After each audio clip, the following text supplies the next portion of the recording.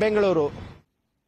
Modi road show ಹಿನ್ನೆಲೆಯಲ್ಲಿ ಬೆಂಗಳೂರು ನಗರ ಪೊಲೀಸರು ನಗರ ನಿವಾಸಿಗಳಿಗೆ ಕೆಲವೊಂದು ಮಾರ್ಗಸೂಚಿಗಳನ್ನ ಹೊರಡಿಸಿದ್ದಾರೆ. ಆ ಮಾರ್ಗಸೂಚಿಯ ಪ್ರಕಾರ ಮನೆ ಮೇಲೆ ಆಗಿರಬಹುದು, ಬಾಲ್ಕನಿಗಳಲ್ಲಿ ನಿಲ್ಲುವಂತಿಲ್ಲ ರೋಡ್ ಶೋ ಆಗುವಂತಹ ಸಂದರ್ಭದಲ್ಲಿ. ರೋಡ್ ಶೋ ಮಾರ್ಗದಲ್ಲಿ ಇತರೆ ವಾಹನಗಳ ಸಂಚಾರವನ್ನ ನಿರ್ಬಂಧ ಮಾಡಲಾಗುತ್ತೆ. ಯಾವುದೇ ರೀತಿಯ ವಾಹನ ಸಂಚಾರ ಇರೋದಿಲ್ಲ, ಸಂಚಾರ ಮಾಡೋದಕ್ಕೂ ಅವಕಾಶ ಕೊಡೋದಿಲ್ಲ. ಇನ್ನು ಸಾರ್ವಜನಿಕರು ಆ ಒಂದು ಮಾರ್ಗದಲ್ಲಿ ಏನಾದ್ರೂ ಅವರ ಮನೆಗಳು ಇದ್ರೆ ಅಥವಾ ಏನಾದ್ರೂ ಆ ರೋಡಲ್ಲಿ ಅವ್ರು ಹೋಗ್ಬೇಕು ಅಂದ್ರೆ ಅದಕ್ಕೆ ಅವಕಾಶ ಕೊಡದೆ ಬದಲಿ ಮಾರ್ಗವನ್ನ ಅನುಸರಿಸಬೇಕು. ಅದೇ ರೀತಿಯಾಗಿ ಕಟ್ಟಡಗಳ ಪ್ರವೇಶ ಅಥವಾ ಅವರ ಮನೆಗೆ ಪ್ರವೇಶ, ನಿರ್ಗಮನ ಎಲ್ಲವೂ ಕೂಡ ಬಂದ್ ಆಗಿರುತ್ತೆ. ಅಪರಿಚಿತರಂತೂ ಯಾವುದೇ ರೀತಿಯಲ್ಲಿ ಕಟ್ಟಡಗಳಿಗೆ ಅಥವಾ ಯಾರ ಮನೆಗೂ ಕೂಡ ಬರದ ಹಾಗೆ ಕ್ರಮವನ್ನ ಕೈಗೊಳ್ಳಬೇಕು. ರೋಡ್ ಶೋ ವೀಕ್ಷಿಸೋದಕ್ಕೆ ಇಚ್ಛಿಸುವವರು ನಿರ್ಧಾರ ಮಾಡಿರುವಂತಹ ಸ್ಥಳಕ್ಕೆ ಬರಬೇಕು, 1 ಗಂಟೆ ಮುಂಚೆನೆ ಬರಬೇಕು ಅನ್ನುವಂತಹ ಮಾರ್ಗಸೂಚನೆಯನ್ನು ಕೂಡ ಹೊರಡಿಸಿದ್ದಾರೆ. ಪೊಲೀಸರು ಭದ್ರತಾ ಸಿಬ್ಬಂದಿ ಜೊತೆ ಸಹಕರಿಸಬೇಕು ಅಂತ ಮನವಿಯನ್ನ ಮಾಡಿಕೊಂಡಿದ್ದಾರೆ.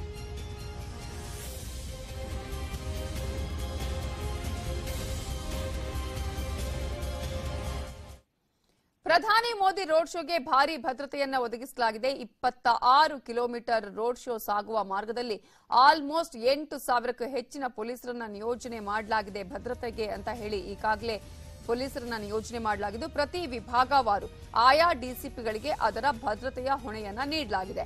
ಜೆಪಿ ನಗರ, ಜಯನಗರ, ರಾಮಕೃಷ್ಣ ಆಶ್ರಮದ ಹೊಣೆಯನ್ನ ದಕ್ಷಿಣ ವಿಭಾಗ ಡಿಸಿಪಿಗೆ ನೀಡಲಾಗಿದೆ. ಇನ್ನು ಚಾಮರಾಜಪೇಟೆ, ಸಿರ್ಸಿ ಸರ್ಕಲ್, ಮಾಗಡಿ ರಸ್ತೆ, ಬಸವೇಶ್ವರ ನಗರದಲ್ಲಿ ಭದ್ರತಾ ಹೊಣೆಯನ್ನ ಪಶ್ಚಿಮ ವಿಭಾಗದ ಡಿಸಿಪಿಗೆ ನೀಡಲಾಗಿದೆ. ರಾಜಭವನ ಸುತ್ತಮುತ್ತ ಭದ್ರತೆಯನ್ನ ಕೇಂದ್ರ ವಿಭಾಗ ಡಿಸಿಪಿ ವಹಿಸಿಕೊಂಡಿದ್ದಾರೆ. ಹಾಗೆಯೇ ಮಲ್ಲೇಶ್ವರಂ, ಸ್ಯಾಂಕಿ ರಸ್ತೆ ಸುತ್ತಮುತ್ತಲಿನ ಭದ್ರತೆಗೆ ಉತ್ತರ ವಿಭಾಗದ ಡಿಸಿಪಿಗೆ ನೀಡಲಾಗಿದೆ.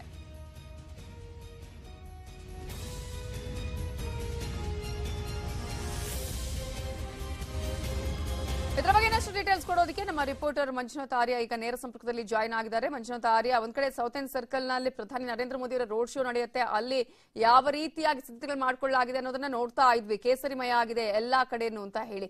ಮತ್ತೊಂದು ಕಡೆ ಯಾವ ರೀತಿಯಾಗಿ ಬೇರೆ ಬೇರೆ ವಿಭಾಗದ ಡಿಸಿಪಿಗಳಿಗೆ ಇದರ ಭದ್ರತೆಯ ಜವಾಬ್ದಾರಿಯನ್ನ ವಹಿಸಲಾಗಿದೆ?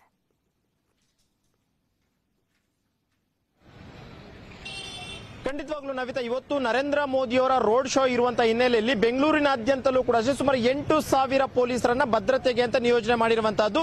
ಅದರಲ್ಲೂ ಕೂಡ ಅಷ್ಟೇ 4 ವಿಭಾಗದ ಡಿಸಿಪಿಗಳು ಕೂಡ ಅಷ್ಟೇ ಅವರವರ ವಿಭಾಗದಲ್ಲಿ ಬರುವಂತಹ ಒಂದು ಭದ್ರತಾ ಒಂದು ಉಸ್ತುವಾರಿಯನ್ನು ಕೂಡ ಈಗಾಗಲೇ ಕೊಟ್ಟಿದ್ರೆ. ಅದರಂತೆ ನೀವು ನೋಡ್ತಾ ಇರಬಹುದು, ಈಗಾಗಲೇ ಪೊಲೀಸರೆಲ್ಲರೂ ಕೂಡ ಅಷ್ಟೇ ಈಗ ಕಾರ್ಯಪ್ರವೃತ್ತರಾಗಿರುವಂತಹದ್ದು.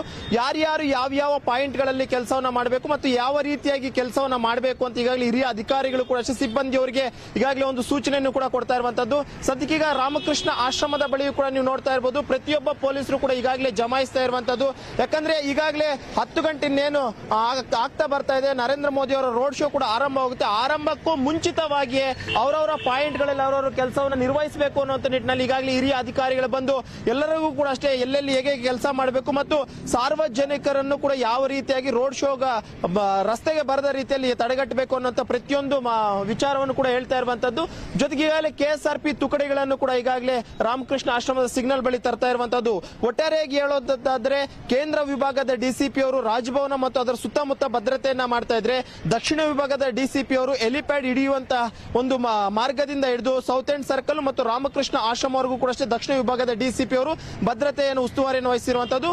ಉಳಿದಂತೆ ಬಸವೇಶ್ವರ ನಗರ ಆಗಿರ್ಬೋದು, ಮಾಗಡಿ ರೋಡ್ ಆಗಿರ್ಬೋದು ಮತ್ತು ಚಾಮರಾಜಪೇಟೆ ಆಗಿರ್ಬೋದು ಎಲ್ಲವನ್ನೂ ಕೂಡ ಅಷ್ಟೇ ಪಶ್ಚಿಮ ವಿಭಾಗದ ಡಿಸಿಪಿ ಅವರು ಉಸ್ತುವಾರಿಯನ್ನು ವಹಿಸಿದ್ರೆ, ಮಲ್ಲೇಶ್ವರಂ ಅಲ್ಲಿ ಕಂಪ್ಲೀಟ್ ಆಗಿ ಉತ್ತರ ವಿಭಾಗದ ಡಿಸಿಪಿ ಅವರು ಭದ್ರತೆಯ ಒಂದು ಉಸ್ತುವಾರಿಯನ್ನು ವಹಿಸಿರುವಂತದ್ದು.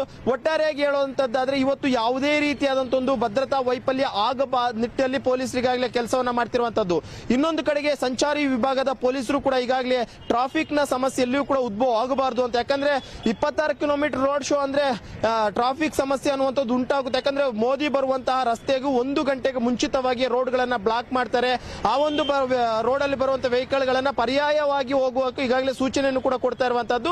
ಮತ್ತು ಈ ಒಂದು ರಾಮಕೃಷ್ಣ ಆಶ್ರಮದ ಒಂದು ಜಂಕ್ಷನ್ ನಲ್ಲೂ ಕೂಡ ನೀವು ನೋಡ್ತಾ ಇರಬಹುದು, ಸಂಚಾರಿ ವಿಭಾಗದ ಪೊಲೀಸರು ಯಾವುದೇ ಒಂದು ವೆಹಿಕಲ್ ಗಳನ್ನು ಕೂಡ ನಿಲ್ಲೋದಕ್ಕೂ ಕೂಡ ಬಿಡ್ತಾ ಇಲ್ಲ. ಇಮಿಡಿಯೇಟ್ ಆಗಿ ಅದನ್ನ ಹೋಗುವಂತೆ ಈಗಾಗಲೇ ಸೂಚನೆಯನ್ನು ಕೊಡ್ತಾ ಇರುವಂತದ್ದು. 10 ಗಂಟೆ ವೇಳೆಗೆ, ಯಾಕಂದ್ರೆ ಮೋದಿ ರೋಡ್ ಶೋ ಜೆಪಿ ನಗರದ 10 ಗಂಟೆಗೆ ಆರಂಭ ಆಗುತ್ತೆ.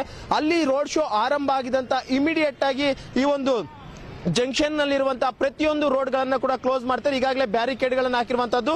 ಒಟ್ಟಾರೆಯಾಗಿ 10-10:30 ವೇಳೆಗೆ ಕಂಪ್ಲೀಟ್ ಆಗಿ ರಾಮಕೃಷ್ಣ ಆಶ್ರಮದಿಂದ ಚಾಮರಾಜಪೇಟೆಗೆ ಹೋಗುವಂತ ಎಲ್ಲಾ ರಸ್ತೆಗಳನ್ನು ಕೂಡ ಅಷ್ಟೇ ಕ್ಲೋಸ್ ಮಾಡಲು ಈಗಾಗಲೇ ಪೊಲೀಸರು ಎಲ್ಲಾ ರೀತಿಯಂತ ಸಿದ್ಧತೆಗಳನ್ನು ಕೂಡ ಮಾಡ್ಕೊಂಡಿರುವಂತದ್ದು. ನವಿತಾ, ಓಕೆ, ಪ್ರತಿಕ್ಷಣದ ಅಪ್ಡೇಟ್ಸ್ ಅನ್ನು ಪಡ್ಕೊಳ್ತಾ ಇರ್ತೀವಿ. ಥ್ಯಾಂಕ್ ಯು ಸೋ ಮಚ್ ಈ ಕ್ಷಣದ ಡೀಟೇಲ್ಸ್ಗೆ ಮಂಜು ಆರ್ಯ. ಮತ್ತಷ್ಟು ಅಪ್ಡೇಟ್ಸ್ ನೋಡೋಣ ಬ್ರೇಕ್ ಆದ್ಮೇಲೆ.